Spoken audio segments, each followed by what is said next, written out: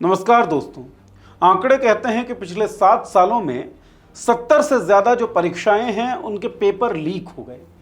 तो विश्व गुरु भारत जो है वो एग्ज़ाम नहीं ले पा रहा है अपने युवाओं का, उन अभ्यर्थियों का जिनके सपने हैं नौकरियां करने की या फिर अलग अलग कोर्सेज में दाखिला लेने की। विश्व गुरु भारत ये परीक्षाएं नहीं करवा पा रहा है। एनटीए फेल साबित हुई है, जो एजेंसी है एग्ज़ाम करवाने वाली।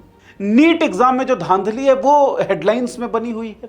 नीट एग्ज़ाम में 24 लाख से ज़्यादा युवा बैठे थे। 1 लाख के आसपास सीटें हैं, जिसमें 55,000 सरकारी सीटें हैं।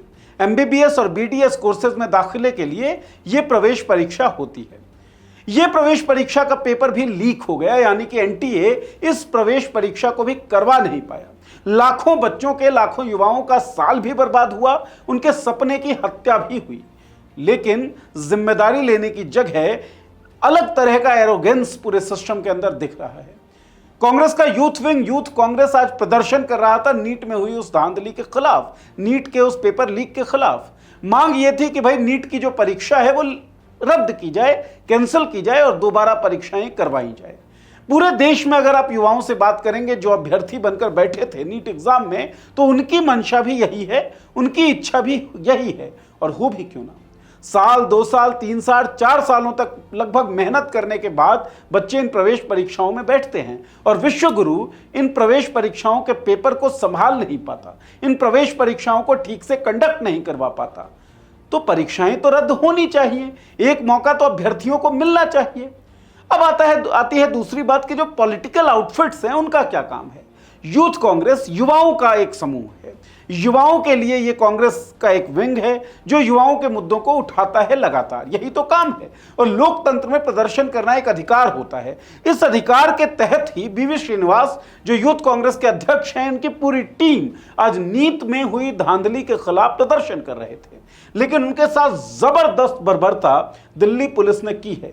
तस्वीरें आप देखेंगे, वीडियोज आप देखेंगे तो आप भी हिल जाएंगे कि आखिर ऐसा कौन सा गुनाह या ऐसा कौन सा देशद्रोही कृत्य इन लोगों ने कर दिया जिसके खिलाफ दिल्ली पुलिस इस तरीके से बर्बर हो गई। क्या युवाओं का आवाज उठाना, युवाओं के पक्ष में आवाज उठाना कोई क्राइम है, कोई गुनाह है? और क्या पॉलिटिकल पार्टीज, पॉलिटिकल आउटफिट्स अब ये भूल जाएं कि भाई आंदोलन हम लोग कर सकते हैं, प्रदर्शन हम लोग कर सकते हैं? एक ऐसे समय में जब इमरजेंसी की बहुत बातचीत हो रही है, सदन के अंदर भी और सदन के बाहर भी, इमरजेंसी को राष्ट्रपति भी याद कर रही हैं, लोकसभा के स्पीकर भी याद कर रहे हैं, तो हम इस बात को क्यों भूल जाते हैं कि इस तरह की जो स्थितियां हैं, इस तरह की जो तस्वीर है, ये भी इमरजेंसी से कम नहीं है। अनडिक्लेयर्ड इमरजेंसी डिक्लेयर्ड इमरजेंसी से ज्यादा खतरनाक कई बार दिखती है। आज दिल्ली में जो कुछ हुआ उस प्रदर्शन के दौरान, उसके कुछ वीडियोस, कुछ फुटेज आप देखें। सौरभ शुक्ला जर्नलिस्ट हैं, द रेड माइक इनका यूट्यूब चैनल है, वहीं पर मौजूद थे। इन्होंने रिपोर्ट किया, इन्होंने लिखा है कि पुलिस ने लाठी चार्ज करके कई छात्रों के हाथ तोड़ दिए, कुछ छात्र बेहोश हो गए, श्रीनिवास भी घायल हो गए हैं, जिनके हाथ टूटे हैं उनसे इन्होंने बातचीत की है। उसका वीडियो लिंक है द रेड माइक के यूट्यूब चैनल पर, आप इस वीडियो को देख भी सकते हैं। तो पुलिस इस तरीके से प्रदर्शनकारियों को मार रही थी जिससे उनके हाथ टूट गए हैं और गंभीर जख्म, गंभीर चोटें उन लोगों को आई हैं। बीवी श्रीनिवास यूथ कांग्रेस के जो अध्यक्ष हैं, उनका क्या कहना है जब उनको पकड़ा गया, आप सुने। उन्होंने कहा लाठी चलाओ, गिरफ्तार करो, लेकिन नीट की परीक्षा को रद्द करो। कई लोग कह सकते हैं कि राजनीति कर रहे हैं। अरे भाई, राजनीति ही कर रहे हैं, राजनेता है, राजनीति ही करेंगे। और संविधान इजाजत देता है राजनीति करने का, संविधान इजाजत देता है प्रदर्शन करने का। और यह तो ऐसा मामला है जिसमें आपने लाखों युवाओं के सपनों को खत्म कर दिया। एनटीए फेल साबित हुई है घोषित तौर पर। इसके खिलाफ पॉलिटिकल आउटफिट्स जो हैं वो प्रदर्शन भी ना करें। बीवी श्रीनिवास के इस वीडियो को देखिए।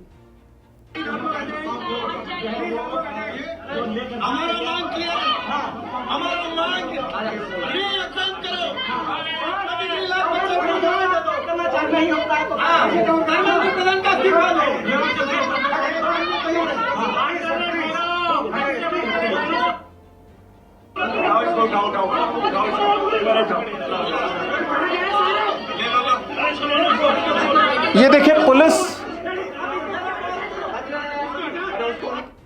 पुलिस किस तरीके से प्रदर्शन करते हुए बीवी श्रीनिवास को उठा रही है। इससे पहले जो हमने आपको वीडियो दिखाया था, सुनाया था एक्चुअली, उस वीडियो में बीवी श्रीनिवास कहते हैं कि हमारी मांग एक ही है कि री एग्जाम करो, दोबारा से एग्जाम करवाओ नीट का, ये हमारी मांग है।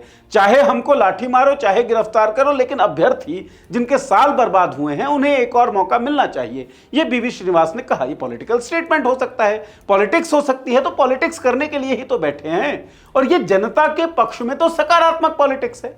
अगर जनता के साथ, अगर युवाओं के साथ कोई ज्यादती हो रही है, कोई गलत हो रहा है, तो कुछ लोग तो होंगे जो उनकी आवाज उठाएंगे, जो उनके पक्ष में बोलेंगे। और आप बोलने के इस अधिकार को कर्टेल कर देना चाहते हैं। और इस तरह की स्थिति पैदा करने के बाद आप इमरजेंसी को याद करते हैं कि इमरजेंसी काला दौर था। काला दौर तो इस तरह की स्थितियां भी हो सकती हैं जब लोगों को प्रदर्शन करने का भी अधिकार ना हो। एक और तस्वीर हम आपको एक विजुअल दिखा देते हैं। श्वेता सोनी है, इन्होंने ये ट्वीट किया है और आप देखें कि जो प्रोटेस्ट राइट था,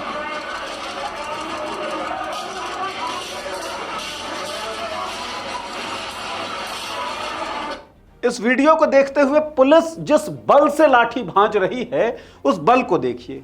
जिस तरीके से दौड़ दौड़ के पुलिस प्रदर्शनकारियों को पकड़ रही है और पीट रही है उसे देखिए। क्या आपको ऐसा नहीं लगता कि कोई क्लियर आदेश है, कोई क्लियर डायरेक्शन है कि आपको इन प्रदर्शनकारियों को खदेड़ देना है? सवाल छोटा सा यह है कि ऐसा कौन सा गुनाह है और ऐसा कौन सा दोषद्रोही कृत्य इन प्रदर्शनकारियों ने कर दिया जिसकी वजह से पुलिस इतना उग्र हो गई और इस तरीके का बर्बरतापूर्ण लाठीचार्ज पुलिस ने किया है? सवाल यह पैदा होता है कि क्या इस देश में युवाओं की आवाज उठाने वाले लोगों को इसी तरीके से पीटा जाएगा?